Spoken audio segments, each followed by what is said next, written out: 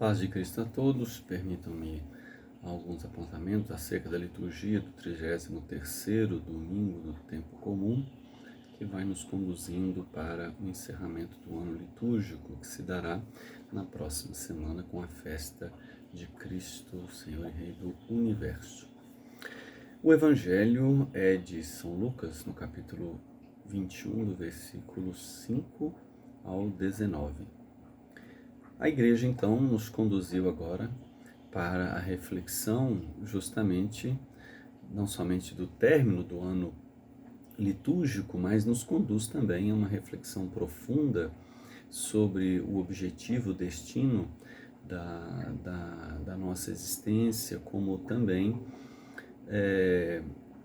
o findamento das estruturas, das realidades, enquanto a sua utilidade e também a sua finitude.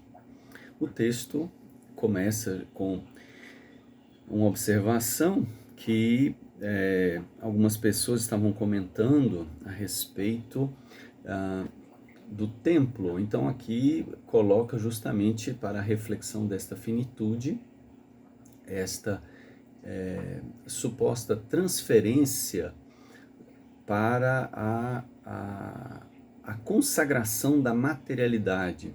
Então, o templo como um objeto e objetivo de valor e sentido da vida, né, como assim o grande orgulho para o povo de Deus.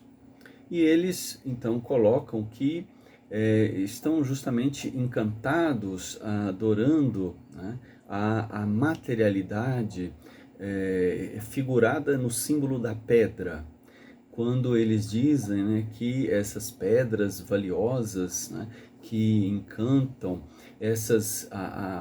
as ofertas, né, enquanto aquilo que foi como se a espiritualidade ela se materializasse, ao invés de uma transcendência, a própria espiritualidade, ela então se materializou, ela se concretizou somente na matéria. E assim Jesus vai, no versículo 6, dirigir-se para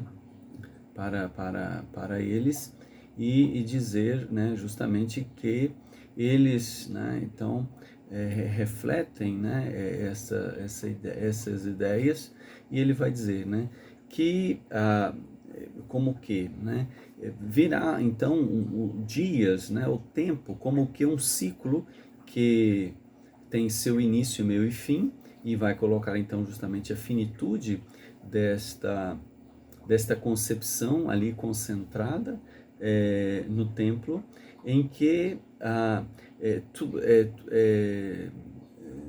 ele vai dizer, né, não ficará, né, pedra sobre pedra, ou seja, o símbolo material, né, que essa ideia da materialidade sobre a materialidade, que ocorrerá uma violência destruição.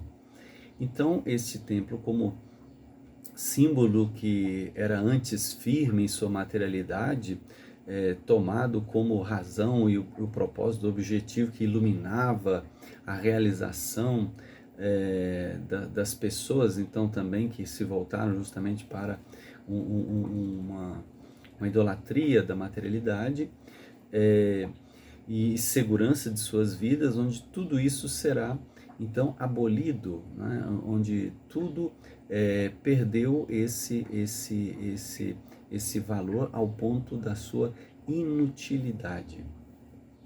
Assim, Jesus Cristo, no versículo 7, ele vai ser indagado, né, como um susto, né, porque eles pensavam justamente que transferindo a sacralidade para a materialidade, como ela é concreta, ela então duraria para sempre. E eles levam justamente o susto, e por isso eles interrogam Jesus, chamando-o de mestre, perguntando, né, quando essas essas realidades, né, elas se concretizarão. E Jesus, como mestre, então, como aquele que ensina para o alto e as coisas do alto, vai dizer a eles, né, no versículo 8, que eles devem como que compreender com uma vontade em si, para não serem enganados por muitos que virão usando o nome, ou seja, usando a identidade de Jesus como aquele que é a solução. Ele vai dizer, né, o Kairos se cumpriu, vamos dizer, né? E Jesus vai colocar justamente, né, esse Kairos, né, como se fosse o tempo, um tempo da manifestação da graça de Deus. Ele vai dizer justamente que de modo algum eles devem seguir os exemplos dessas pessoas que se colocam como solução. E aí ele vai dar esses exemplos, né, que não se devem de forma alguma ser seguidos, né, e ele vai dizer de quais seriam as soluções, né? Guerras e revoluções, ou seja, esses conflitos violentos, né? Essa ideia de revolução enquanto a falta de ordem, né? Essa questão da insustentabilidade. E ele diz, não entreis em desespero, né? Porque essas coisas acontecem, mas elas não conduzem ao fim, ou seja, por mais que seja apavorante essas realidades, né? Os cristãos, então, não vão se deixar conduzir pelo medo. Depois ele vai dizer justamente da firmeza, da fé, naquilo que tem a sua convicção.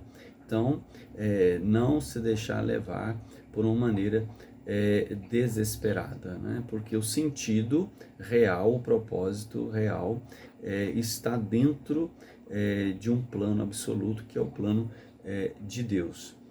E assim, nessa questão de colocar as suas seguranças nas coisas materiais, nas coisas temporais, ele vai dizer, né, que se levantará, né, ou seja, como modo existencial, né, forças, governos, né, nações contra nações. Então essa ideia de forças, né, reino contra reino, né, Basileia e Basileias, né? Então, no sentido de orientações absolutas, né? Então, não se colocar, né? Apoiar a sua existência nisto. Vai dizer então de cismas, de abalos, terremotos, para dizer justamente isso, dessas seguranças que vão sendo abaladas. Haverá fomes, pestes, esta ideia justamente das carências, né, dos sofrimentos que poderão nortear a vida das pessoas, mas o cristão não deve se deixar conduzir por isso. E ele diz também que acontecerá coisas horríveis, serão vistos sinais no céu, o céu enquanto aquilo que é o mais elevado, então, né, ou seja, aquilo que parecia tão alheio à realidade, mas isso também, essas concepções, elas também então serão abaladas em vista o quê? Em vista da sua finitude.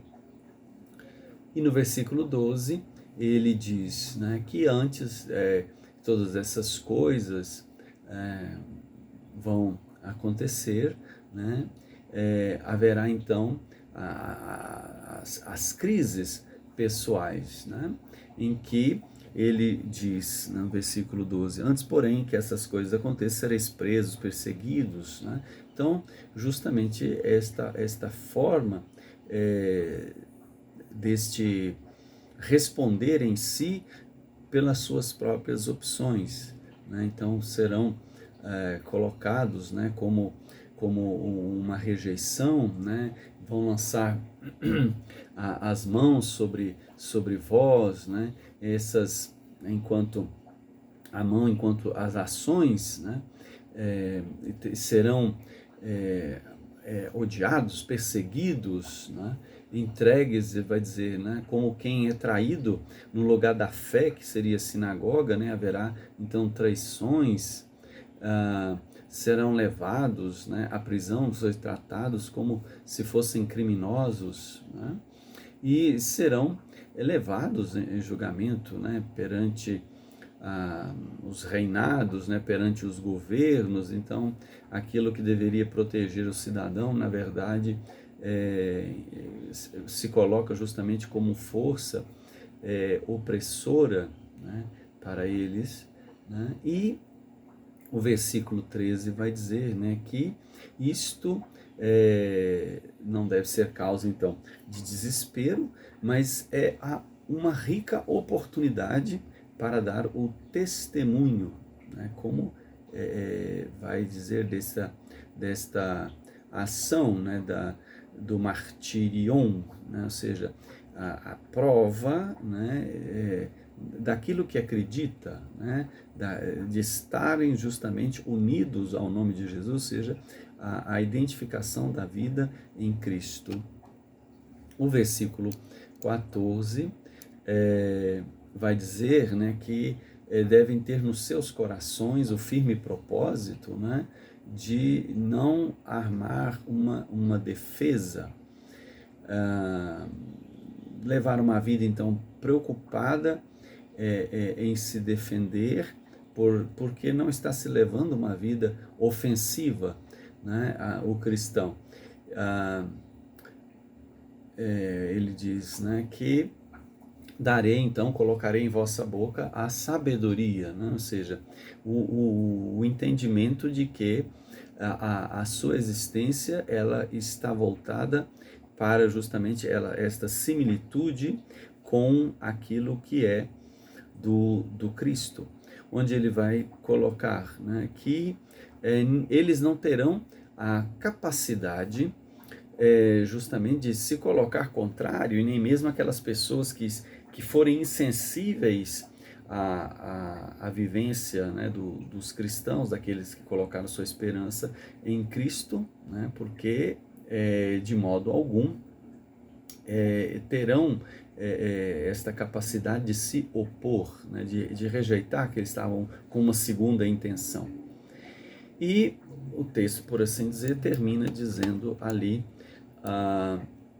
que é permanecendo firme, né, um fio de cabelo, né, ou seja, a menor parte do ser, então, para dizer justamente isso, né, que nada foi perdido, né, ao passo que o templo tudo foi destruído, não ficou pedra sobre pedra, mas aquele que colocou a sua confiança no plano de Deus, esse então ganha permanecendo que ele ganhar a vida, né, aqui no sentido da psikas, né, ou seja, da sua expectativa de vida. Então, feliz aqueles que colocaram a sua esperança justamente no modo de Jesus Cristo, no reino de Deus, esses então levarão uma vida realizada.